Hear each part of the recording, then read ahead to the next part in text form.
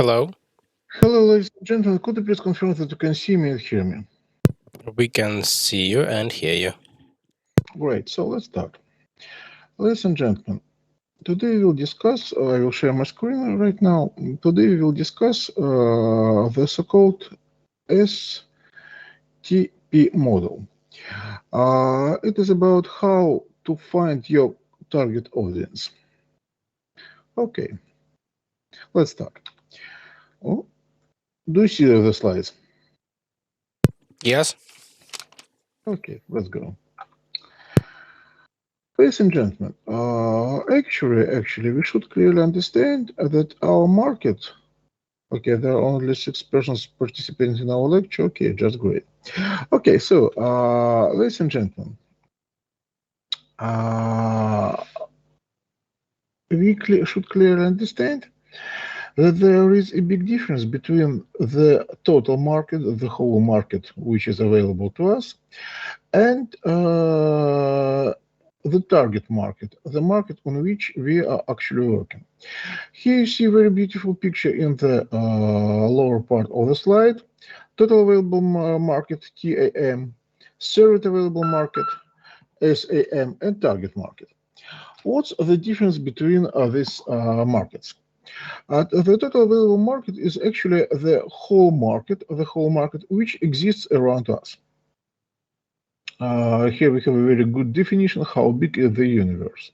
So it's the whole market which is available. But obviously we cannot serve the whole market. There are different limitations. And the first limitation, obvious limitation, is our possibility to reach this market. So, for example, technically, here in St. Petersburg, let's imagine there is a restaurant. Okay, a good restaurant, let's say a good Chinese restaurant. Okay, what is the target audience of the, what is the total market of this restaurant? Technically, it would be the whole population of St. Petersburg, because it is possible to imagine that, anybody in St. Petersburg may wish someday to go to this restaurant to taste a very good Chinese food. But well, how many can I reach with my sales channel? It means that there are natural limitations. How many people can I reach with my sales channel? In case of a restaurant, what is the sales channel? Let's forget about delivery club. Let's forget about the internet sales, etc. What is this? What is sales channel in case of a restaurant? Well, Ladies and gentlemen, any ideas? The physical place. Absolutely correct. Absolutely correct. But I would kindly ask you to speak a little bit louder because, I can hardly hear you. The physical number of seats actually. So the physical capacity of my room.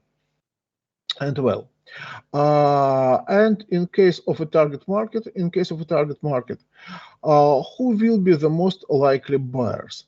Who are really interested in going to my restaurant?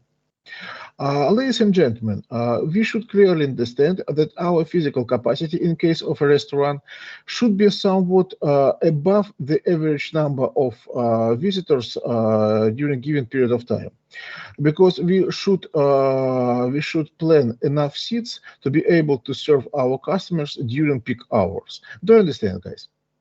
Is it clear? Yes. Ladies and gentlemen. Yes. Okay, so, and our target market, it's about what people are ready to go to us regularly. Who will be the most likely buyers? Who will be our loyal audience? So, it should be clearly understood that we kind of narrow our market by identifying our served available market, the market we can cover with our sales channels, and within this served available market, we identify our target market. Okay. we should see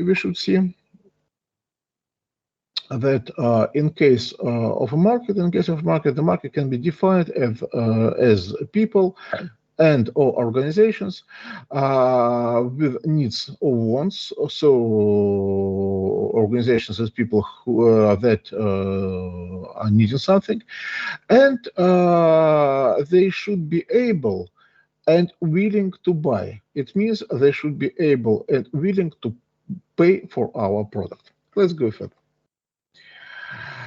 And okay, market is not homogeneous. Different people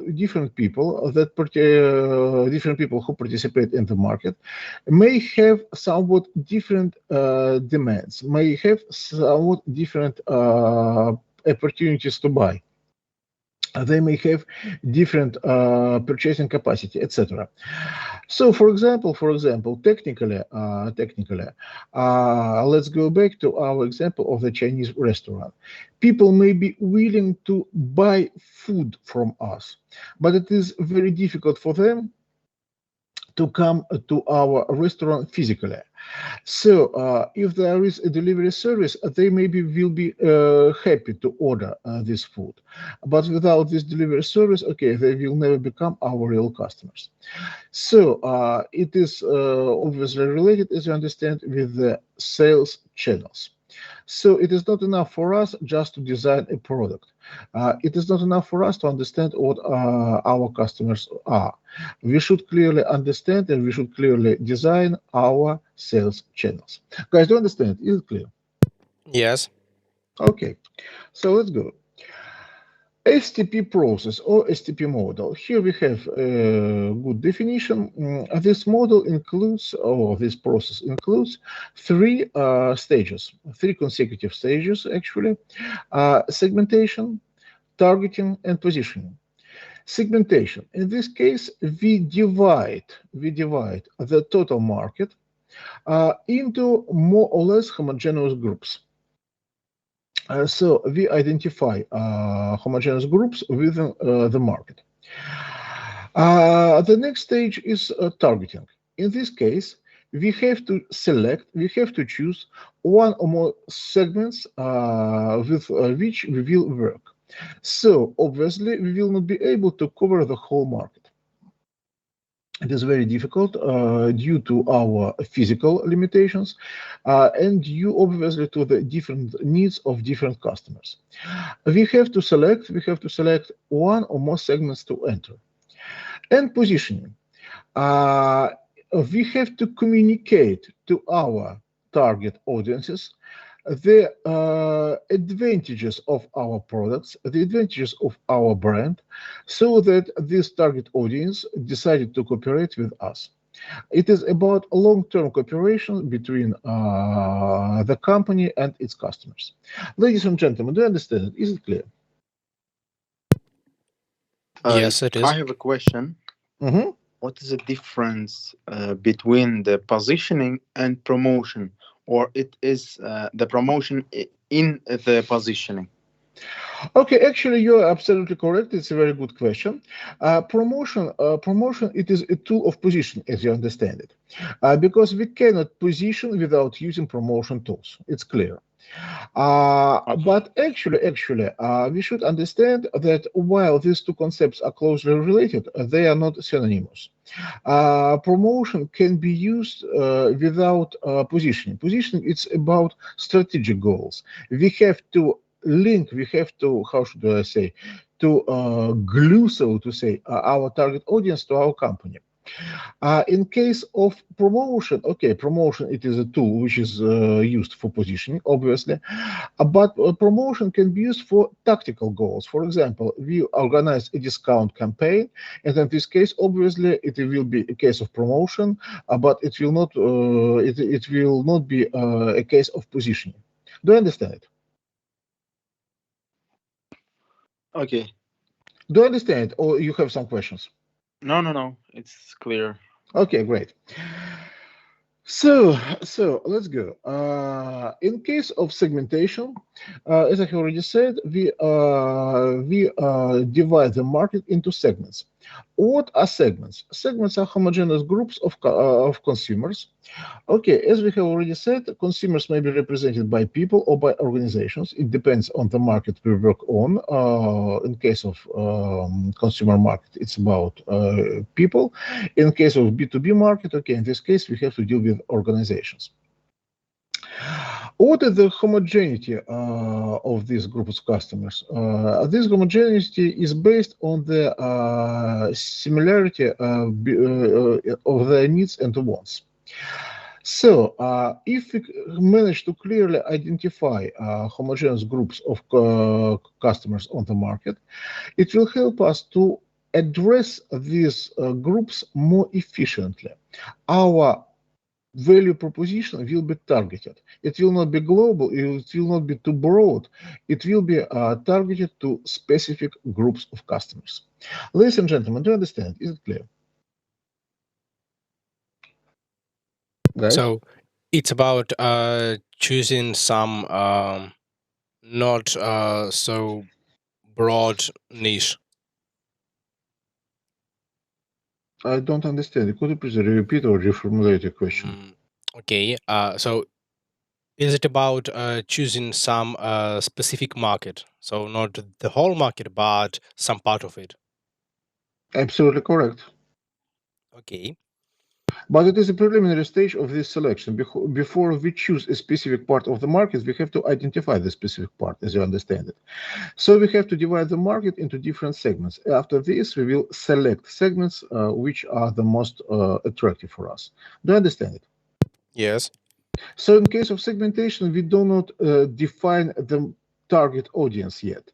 We identify the segments which exist on the market, and after that, on the next stage, at the stage of targeting, we will find out which segment is the best for us.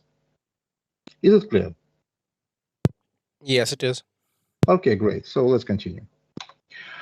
Well, what parameters can be used to segment, to divide the market into different segments? Okay, ladies and gentlemen, now we will discuss some segmentation variables.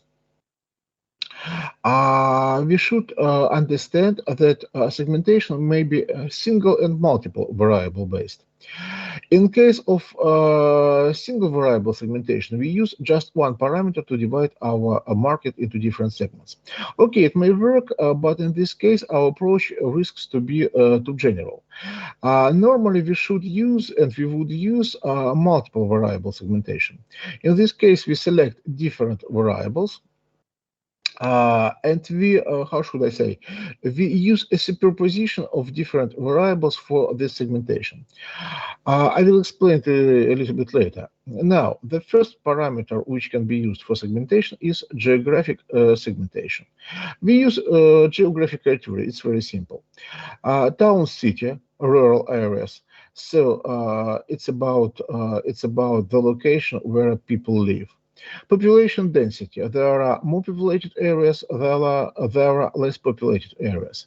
For example, as you know, here in Russia, most companies prefer to start their activities in Moscow and St. Petersburg because these are very populated areas with a huge number of potential customers. And okay, technically nobody, at least at the beginning, wants to go to, let's say, Far East, because there is there we will face the problem of population density. There are not enough population for us in many cases to make our company profitable. Guys, do you understand it? Is it clear? Yes. But contrary to that, in case you are a Chinese company, a Korean company, or a Japanese company, you would normally select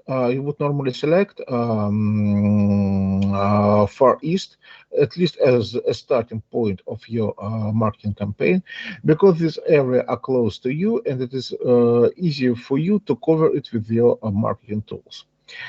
Okay, climate, very important case because it has a very strong impact on the consumer habits. Region, So, similarly, in different regions, we may have different consumer habits. As you understand, in Chechnya, for example, in Chechen Republic, in Russia, in St. Petersburg, in Tatarstan, and I don't know, in Crimea, we may have very, very different needs and wants of customers. Ladies and gentlemen, is it clear? Do you understand it? Yes, it is clear. Okay, okay, great. Let's continue. Well, social demographic segmentation. In this case, we use parameters which are pertaining to social and demographic parameters of our market. Gender, okay, it's really very important because males and females may have different preferences, and they often do have different preferences. Age, marital status, okay. We can also differentiate between formal and informal marital status. Education, occupation, race. Okay, in Russia it is not so important because, from this point of view, our country is more or less homogeneous, except for some Asian parts of our country. But still, it may be important in the case of international marketing. Religion, social class, generations. So, as you probably know, millennials and okay, baby boomers have very different preferences. And family life cycle, ladies and gentlemen, probably have heard about family life cycle. Do you know what is it? Not really. Could you specify? A little bit louder, if possible. I don't hear you. Don't really understand what it means. Could you please specify? Okay, family lifestyle, ladies and gentlemen. Most of us are a part of a family. So, what is a life cycle? Okay, it is the period of time, it is the evolution, I would say, from beginning till an end. Okay, so we start as unmarried young people. After that, we get married. After that, we may get children. We may get divorced. We may become widowers, etc. So it is the life cycle of the family. It depends on the number of persons in your family, on your marital status, etc. So normally, a family has a life cycle.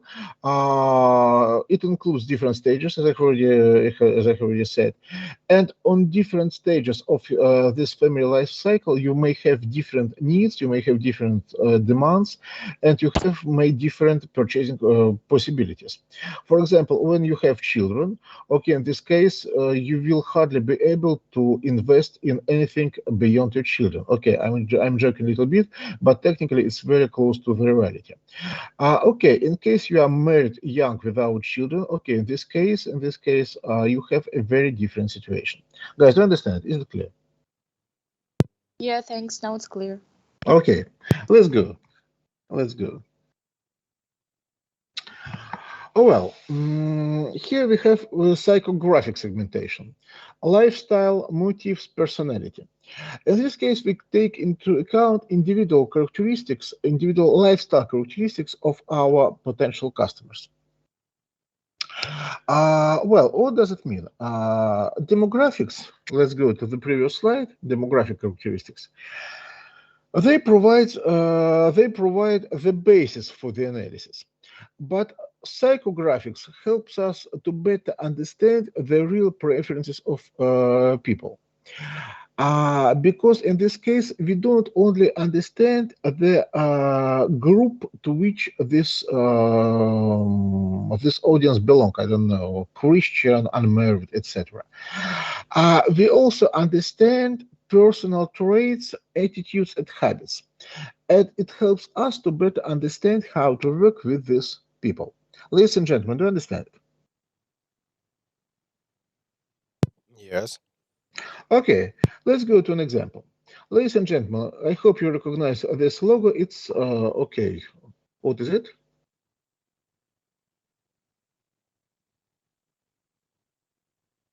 Ladies and gentlemen, probably gentlemen. Do you recognize the logo? Is it Porsche cars? Okay, thank you very much, gentlemen. You should be ashamed. You should immediately recognize this logo. Okay, Porsche. What is Porsche? Do you know this brand? Actually, what you know about this brand? Well, as far as I'm concerned, they produce cars, mostly sport cars. I would say pretty expensive cars, all right? Yeah, like luxury segment. Absolutely correct. So, what do we have? What do we have to deal with in case of Porsche? Well, let's look. Let's look at the general description of potential segments with which Porsche cooperates. Okay, here we have a general demographic segmentation, a general demographic description of the target audience of Porsche brand. Okay, normally, okay, it's an American description. Probably in Russia it may be somewhat different, but still. In case of America, what is the demographic characteristics of Porsche customers? Okay, it's 40-something male, college graduate, earning over 200,000 US dollars per year. Okay, 40-something. Okay, a guy in his 40s. Okay, it's about age, demographics, male. Okay, again, gender characteristics. So it's again demographics. College graduate. It's about social characteristics, but again, social demographic characteristics.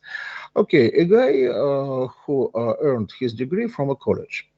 And okay, what about his income? It's pretty high. It's pretty high. It's over 200,000 US dollars per year. Guys, do you understand? So it's like a portrait of the typical customer. An average portrait of typical customer. Absolutely correct. It's a description of the target audience of this Porsche brand. But within this general segmentation, we can identify 5 different personality types. 5 different personality types. All these types generally belong to this average demographic type, but still they are different from the point of view of their personality, from the point of view of their lifestyle. Ladies and gentlemen, Top Guns, 27%. Top Guns, cool guys, I would say. Okay, so they are ambitious, they care about power control, and they expect to be noticed. So they want to be visible. They want to be remarkable. They want to be appreciated by other people. So this type of people, they really care about their prestige. Guys, do you understand it? Is it clear? Yes. Yes. Yes. Okay. The second personality type, elitists. They belong to the elite. 24%. Old money, blue bloods. Okay, they came from aristocracy. Okay, I would say from really old aristocracy. They have old money, so hereditary money, I would say, money earned by previous generations of their families. For them, a car is just a vehicle. So it's normal for them to use an expensive car as a regular car. Guys, do you understand? Is it clear? Yes. They're able to pay for an expensive car, and they simply buy an expensive car. That's all. Okay. For them, it is just a car. Okay, proud patrons. Who are they? 23% of the target audience. They see their car as a remuneration, a kind of a trophy, actually, a kind of a prize for their hard work. So they really worked hard during their life, and they believe they are okay. How should I say?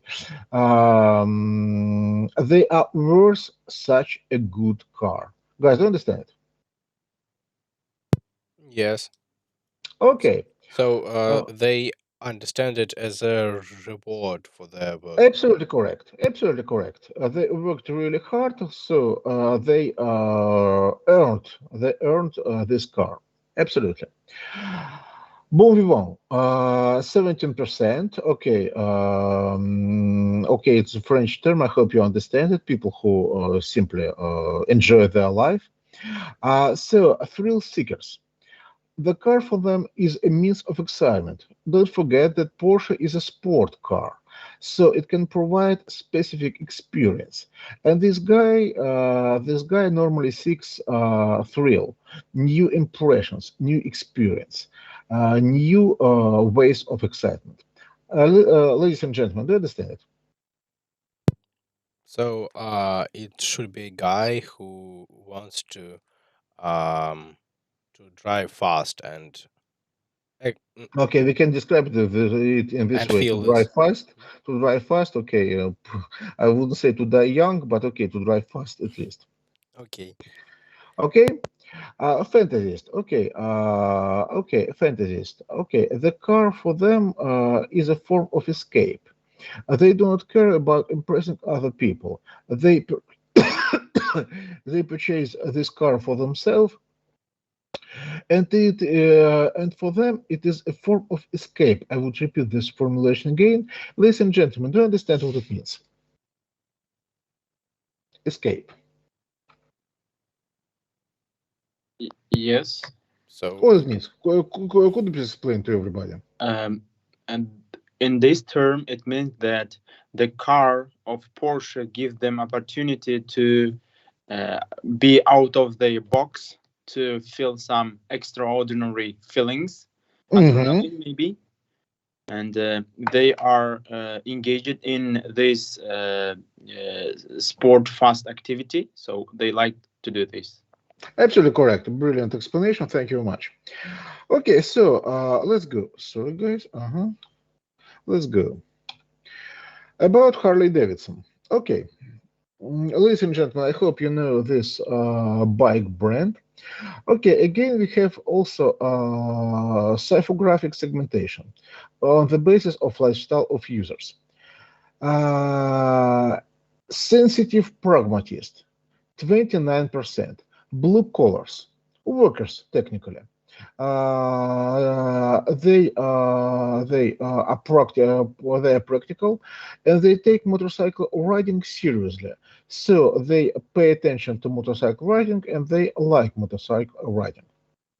Laid-back campers, they like to cruise. They do not care about speed or race because, as you know, Harley Davidson, it's not actually about races; it is about cruising in most cases. They view bikes as a way to get out of the city and to get in touch with nature. So for them, it is just okay. It is just how should I say, a means of travel. Cold-headed loners, ladies and gentlemen. Okay, you see very interesting terms for description of these segments. Higher income white collars offers workers with managers with a high income. For them, motorcycle is a tool of expression. They express their independence by using a motorcycle. And there's a fourth group, adventure-loving traditionalists. Okay, a Harley, okay, a motorcycle. It's about risks, thrills, freedom, and adventure. So for these people, risks and thrills associated with motorcycles are important. Guys, do you understand it? Is it clear?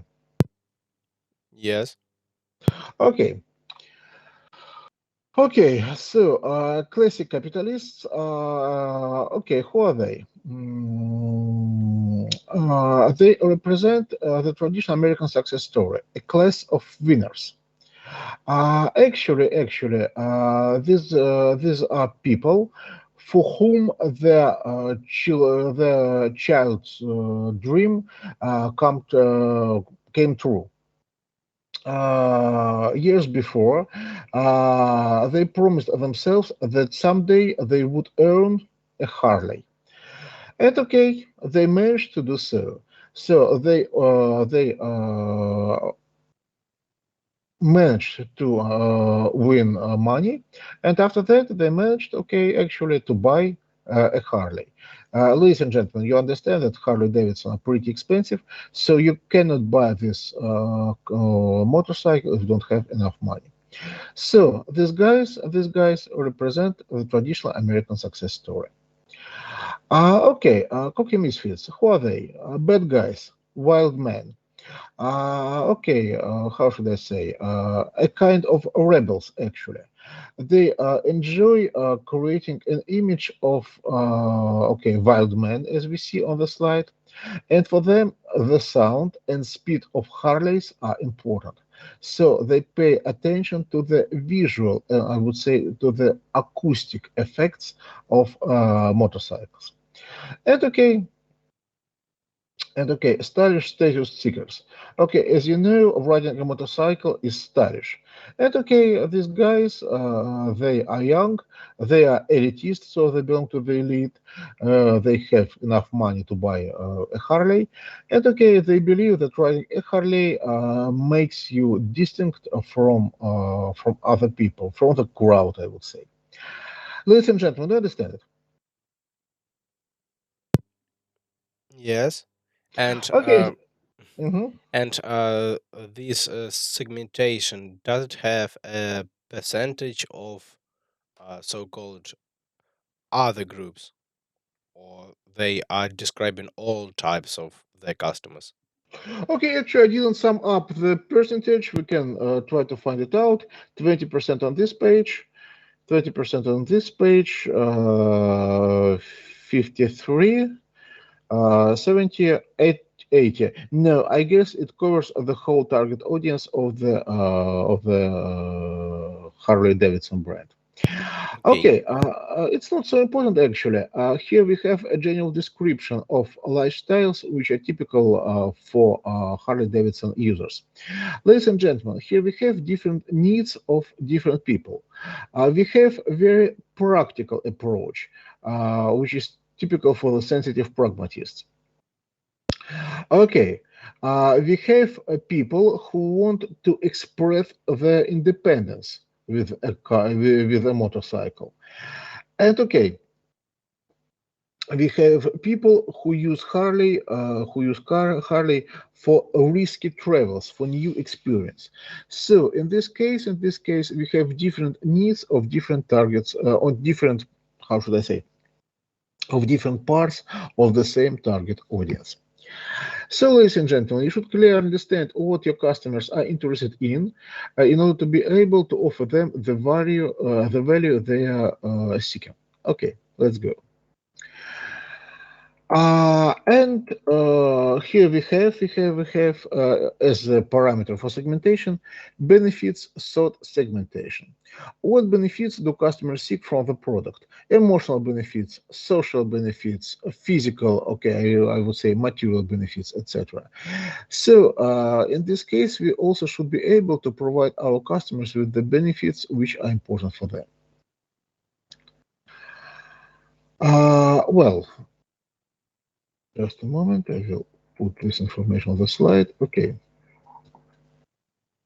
Okay. So, ladies and gentlemen, for example, usage rate segmentation. We should clearly understand that different customers may exhibit different rate of usage of our product. We have former users. Okay, they were our customers, but they stopped to be. Potential users, first-time users, light and irregular users. That is people who, from time to time, purchase our products, but do not do it on a regular basis.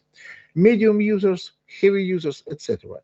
So we should understand that for different types of users identified on the basis of the usage rate, we have to offer different products and probably different offers. Here you see in the bottom left part of the slide, the segmentation, the description actually of users of Starbucks coffee brand. Uh, we have the description of the total Starbucks customer base on the left part of this graph, and we have the percentages of all Starbucks transactions. And here we see that 21% of the total Starbucks customer base contributes to 62% of the total Starbucks transactions. It is really important to understand this because, okay, heavy users contribute the most to our turnover, and they have to be retained at all price, actually. Here you see on this slide the so-called 80 to 20 principle. It means that 80% of our income is generated by 20% of our audience. It is an average principle. You see, it doesn't hold completely for Starbucks, but actually it is very close to the reality. Please look at this distribution, and you will see that you have to pay the most attention to the heavy users of your brand. Ladies and gentlemen, do you understand? Is it clear? Yes. Okay. But at the same time, can our revenue pattern be not like that one? So can our um, let's say irregular users give us more revenue than heavy users? Okay, in this case, it means that you simply rely on your irregular users. But it would mean what? That how should I say? That you really use irregular users. For example, let's imagine you go to a I don't know to a different city, okay, and you pay for an excursion there. As you understand, in many cases, you will not use this excursion for the second time. Tourist companies that organize guided tours, they normally cooperate with irregular users that use services of these companies only once.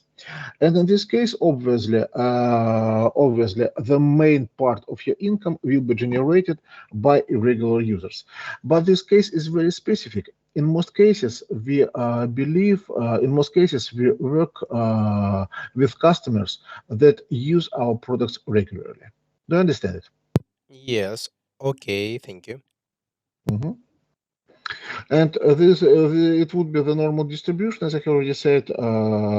20% of our customers generate 80% of our income. Okay. Let's go. Let's go. Okay, what about targeting? In this case, you should answer the question, what is the best segment for your brand? The best segment, what is it? It should meet two requirements, actually. The segment for which you have clear advantages. So you should be able to work with customers from this segment without major cost, I would say. And in the same time, the customers belonging to this segment should be willing to buy your product and services. In this case, we should identify how should I say? We should identify a targeted market on the basis of the following criteria: size. Your market should be big enough. Obviously, in order to be able to generate a sufficient income for you, small markets do not generate big profits just because they are very small. And this is why, for example, everybody was willing to go to China because this market is just huge. Okay, probably the average income in China is not so big, but even despite this fact, this market is just huge. As you probably understand, the number of the middle class in China is bigger than the whole Russian population. So it is really a very huge market. trend. How does this market evolve? Is it declining? Is it fastly growing, etc.? For example, if you work, I don't know, with older people, you should clearly understand that okay, this generation will be soon replaced by newer ones. So in this case, we have a declining generation, and okay, this market is declining in terms of purchasing capacity. Affinity. So, what is the affinity between the preferences, values of this market and the values of your brand, of your company? There should be clear affinity. As you understand, it would be okay. Just a theoretical example, it would be extremely stupid to to start. How should I say? To start selling pork on the Muslim market. So there should be an affinity between the brand and the product you offer and the market you try to work on. Customer acquisition cost. Ladies and gentlemen, customer acquisition cost may be high enough. Uh, you should attract a customer. Customer will not simply arrive to your store or to your web app. You should pay for acquisition for acquiring this customer. And okay, it may be a pretty high amount of money. So you should select markets where this customer acquisition cost is not high. Well, what else? Competitive rivalry. It's very easy to understand. Uh, is this market competitive or not? Will you be the only player on this market, or there are strong competitors which are able to destroy your position on this market? Normally, in case of high competition, we can see that the market is basically attractive for companies, okay, because there is a strong competition for customers. But still, in this case, it is very difficult to penetrate the market. If there is no competition on the market, okay, in this case, you should ask yourself, is this market interesting at all? Because if nobody tried to work with this market, probably you shouldn't do it either. So you should clearly evaluate the competitive situation on the market you are targeting. Guys, do you understand? Is it clear,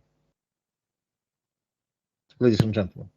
Uh, so high, mm, highly competitive environment can be hard to deal with, but a market without any competitors is just suspicious, right? Okay, it may be suspicious. Okay, ladies and gentlemen, for example, everybody wants to start selling in Moscow. Why? Because Moscow is the richest city in our country.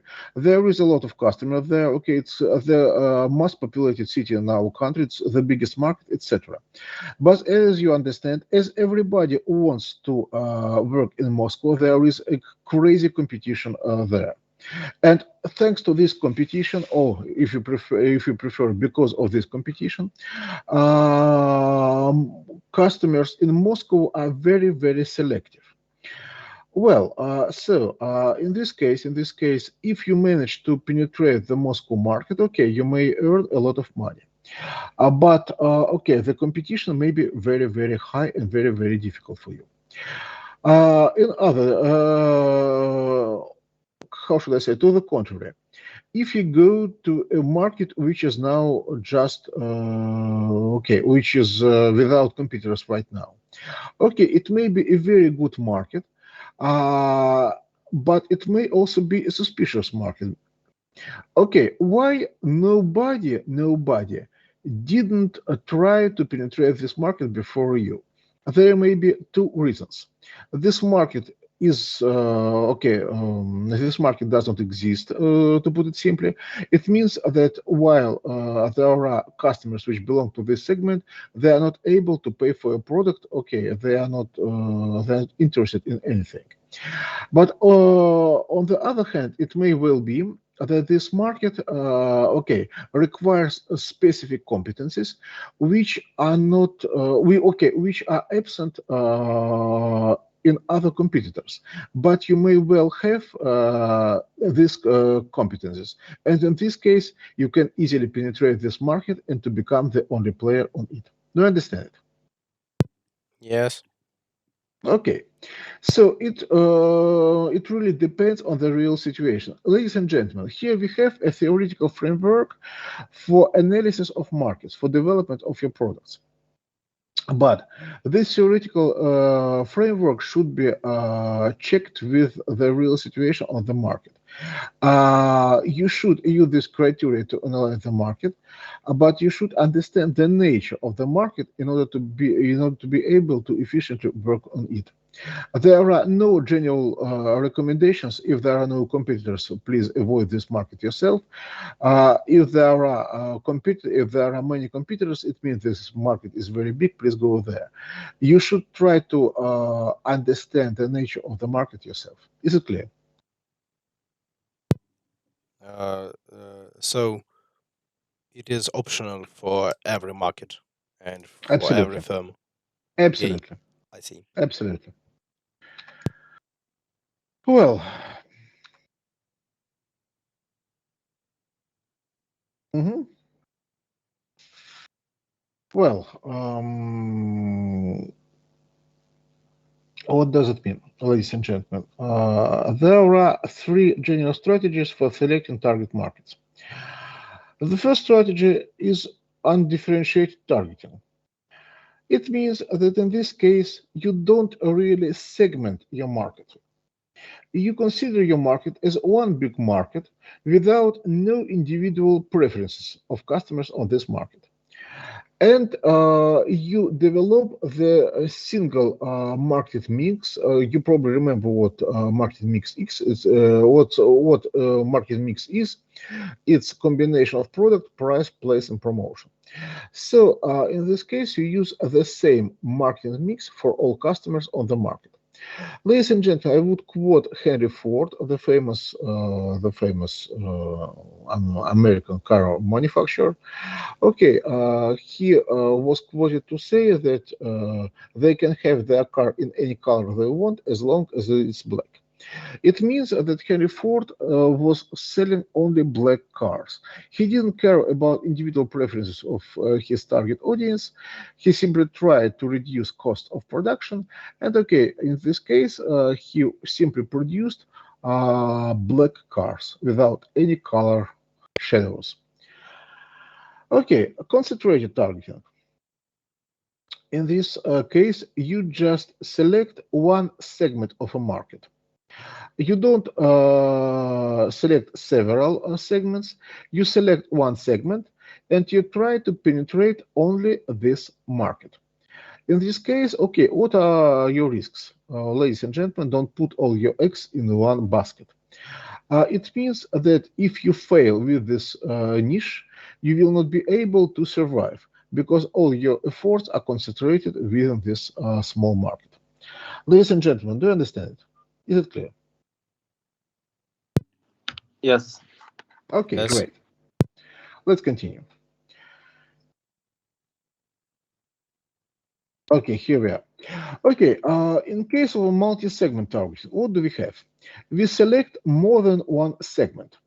We select more than one segments, but these segments should be well defined. We should clearly understand the groups which belong to these segments. And we develop a distinct marketing mix for each. So we develop different marketing mix programs for each segment we are working on. Well, for example, I don't know, we are a global mobile phone company, and we work on the Russian, Croatian, American, and I don't know, Swiss markets. And for in this case, we use a geographic segmentation approach, and for each geographic segment, we develop a specific market mix, specific image, specific pricing, specific model of distribution, specific promotion, etc. Okay, there may be some similarity between different markets from the point of view of market mix, but still we develop a specific market mix for each market. Ladies and gentlemen, do you understand it? Is it clear? So this is an approach following which we should choose several segments and Mhm. treat them personally, something like that. We should do what? Uh, we should I don't develop. hear you. Uh-huh. We should develop in them personally. So choosing the conditions individually for the each segment. Okay, individually, you mean in general for each segment, right? Not for Yes. each person belonging. Okay, in this case, you are correct. Okay, we should develop a specific market mix for each market segment. Okay, cannibalization, guys. It's an important problem. Uh, in which sales of a new product destroy sales of a firm's existing products. Do you understand what it means, ladies and gentlemen?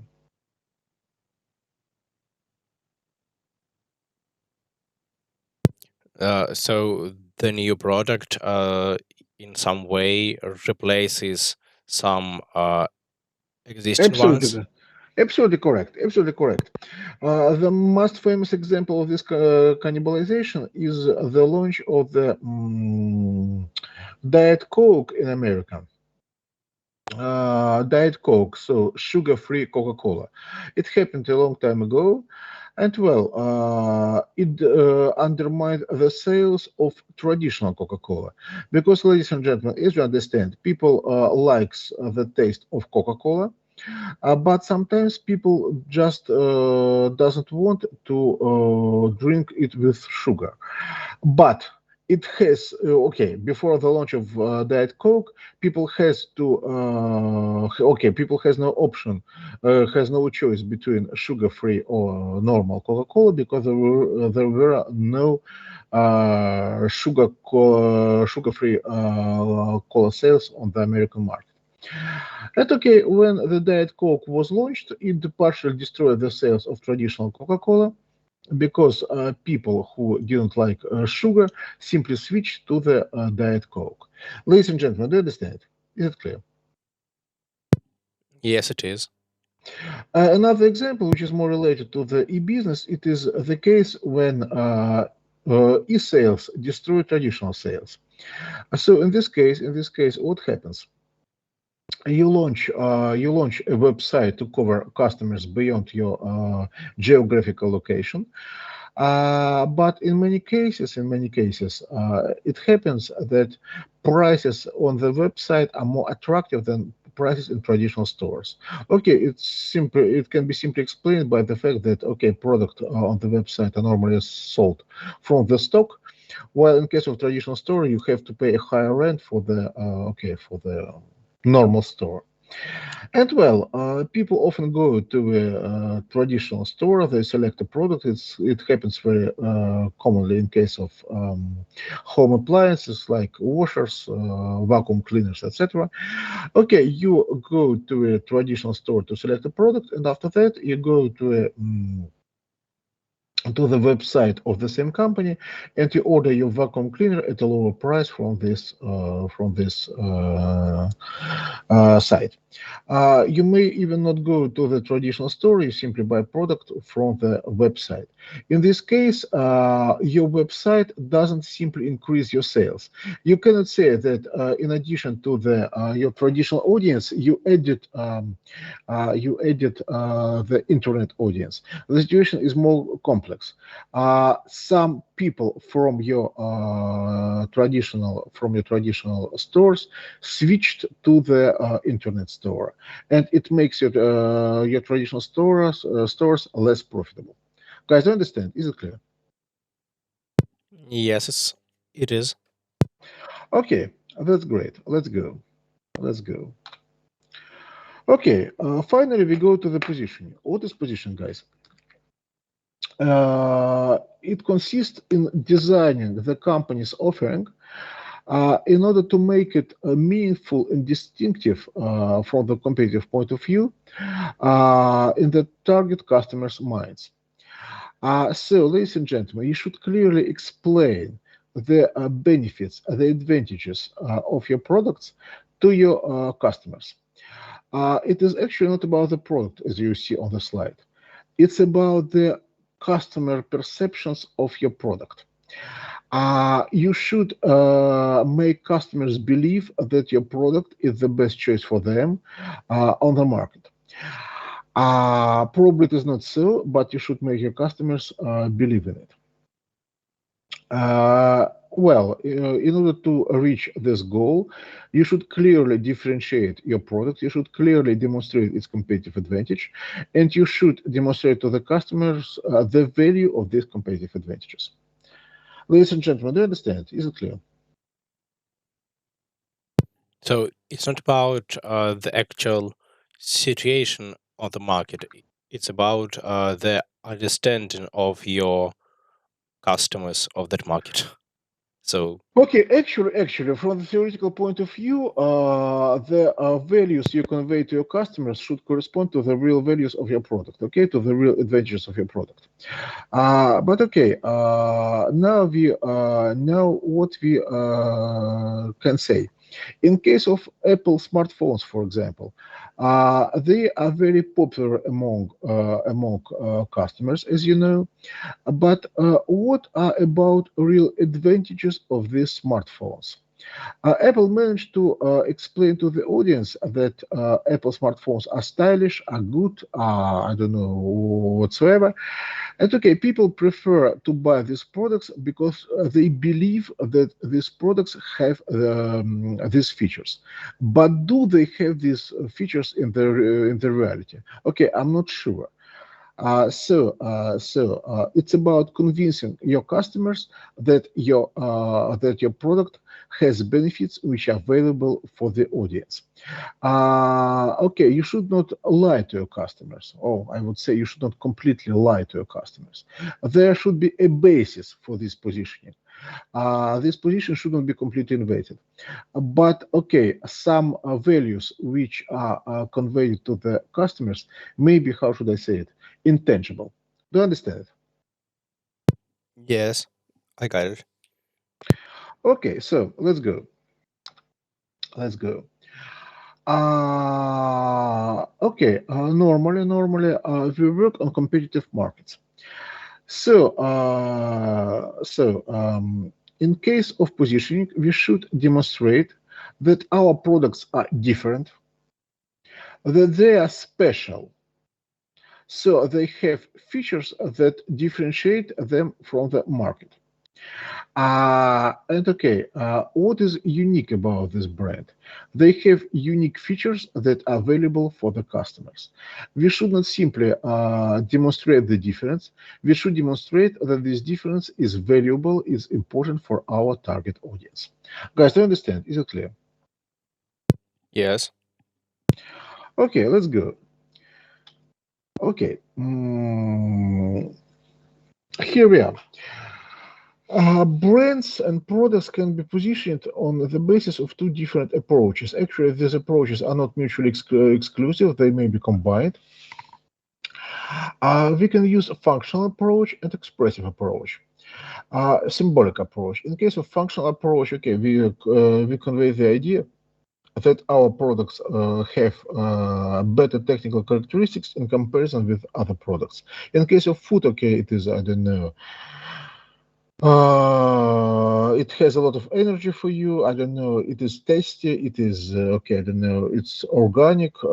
It's vegan. I don't. Okay, a lot of technical characteristics. But okay, at the same time, we can add expressive ideas for these characteristics. Okay, in case of energy food. What can we say? We can say that this food makes you work harder, get more experience, etc. You can remember the advertising of Snickers brand. Okay, they do not simply sell chocolate. They sell energy for your experience. They sell energy for your life. It's about, okay, expressive characteristics. Guys, do you understand? Is it clear? So their customers don't just buy a chocolate bar; they buy the symbol of getting new energy.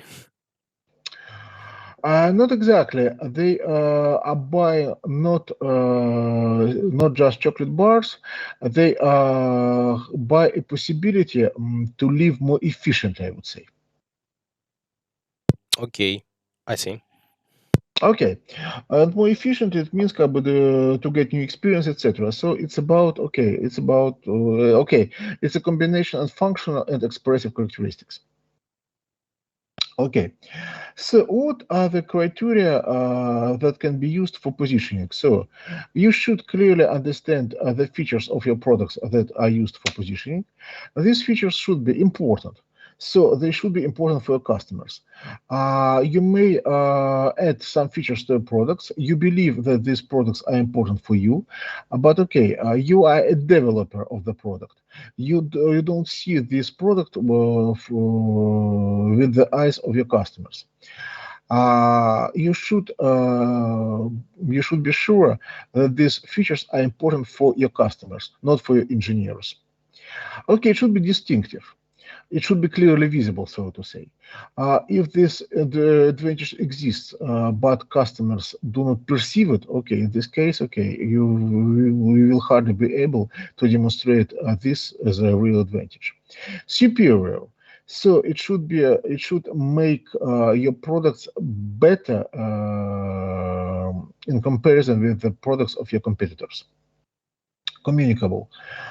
Ladies and gentlemen, it's very easy to understand. Okay, you should be able to understand. How should I say? You should be able to communicate to your customers the nature of this advantage. It should not only be distinctive; it should be easily understood by your customers, and it should be difficult to copy. Okay, it's an ideal situation because now, as you understand, anything can be easily copied. But let's imagine that you manage to design a feature which is difficult to copy. Why this criterion is important? Because it helps to protect your competitive advantage. If your competitors cannot copy your results, okay, in this case, you will benefit from your competitive advantage for a longer period of time. Guys, do you understand? Is it clear? Yes, it is. Okay, great. Here we have a perceptual mapping of different products, ladies and gentlemen.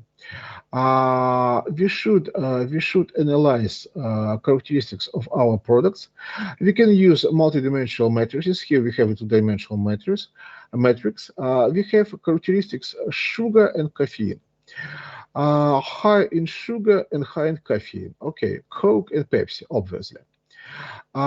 In case low in caffeine and medium level of sugar, it's 7 up, and so on. So we should when we analyze our competitive position, we should identify characteristics of our products and put our products along with products of our competitors on this perceptual map so that we could try to convey the values and the advantages of our product to our customers. For example, what do we see? What do we see? Coke and Pepsi. They are both high in caffeine. But as you see, the level of sugar is somewhat different. Pepsi is sweeter. Coke is okay. Coke has less sugar. Let's imagine what is the competitive advantage of Coke in comparison with Pepsi from the point of view of sugar? How do you think? It has less sugar in it. It could be a competitive advantage. Okay, for whom? For the people who doesn't want to consume much sugar. Okay, actually, if they do not want to consume much sugar, in this case, they should switch to Coke Zero. Actually, both products are very okay. They have a very high level of sugar. So, ladies and gentlemen, technically now this difference is not so visible, but earlier, Pepsi was preferred by children because children like sweet products. And Coke was preferred by teenagers because they switch to, how should I say, to adult preferences.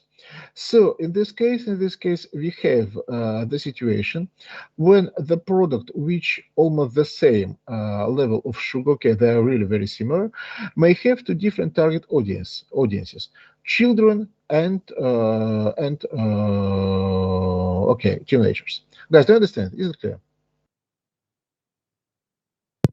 So, despite the small difference, Despite the small difference, this difference is, how should I say? In case of Coke Zero, there is no sugar at all. In case of Coke, in comparison with Pepsi, the level of sugar is lower. It does it actually creates a difference. This difference is not so visible for people who are not fans of Coke and Pepsi, but this difference does exist. Now, ladies and gentlemen, this difference is not used for, how should I say, for promotion, because both giants are working almost with the same target audiences. But technically, traditionally, Pepsi was preferred by children and Coke by teenagers. But okay, traditionally, I mean, okay, I would say 30 years ago. Now the situation is absolutely different. Do you understand it? yes, we do. Okay. Okay, great. Let's continue. Let's continue, guys. Okay, here we are. It was the final slide of our presentation. Ladies and gentlemen, if I'm not mistaken, I checked the schedule of our seminar. Today we had the final lecture of this module, and from the next week on, in this module, I mean, we will have only seminars. So here you have the tasks for 2 seminars. For the next seminar, you should analyze your company from the point of view of STP model. So you should try to understand what are the target audiences of this company and how it does implement different market mixes for different audiences.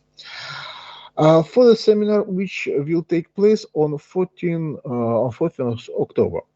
Ladies and gentlemen, you probably remember that I promised you that you will try to develop your own company. Okay, so for the 14th of October, you have to develop an idea of a digital company. You should not develop a marketing mix, you should not develop a full strategy, etc. You should simply try to do the following. You should simply try to identify, how should I say, a market niche. You should try to identify a product you would like to launch, and probably you should try to identify the strategy within the leadership model, what it will be. Will be it a partisan, etc. Guys, do you understand? Is it clear?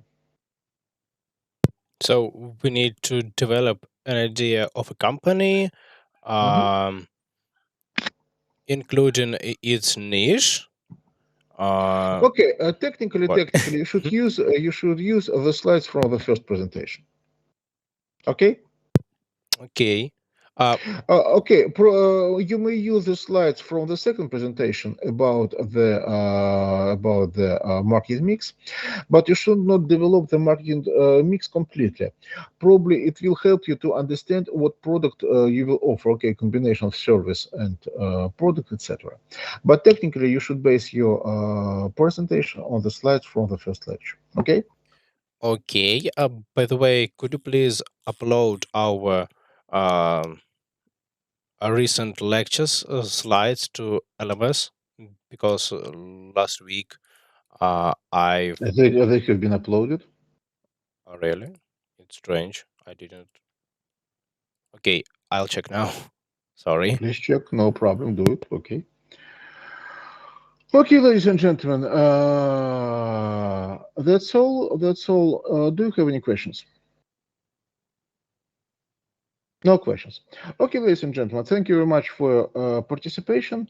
That's all for today. I wish you a very good weekend and see you next week, guys. See you. Bye bye.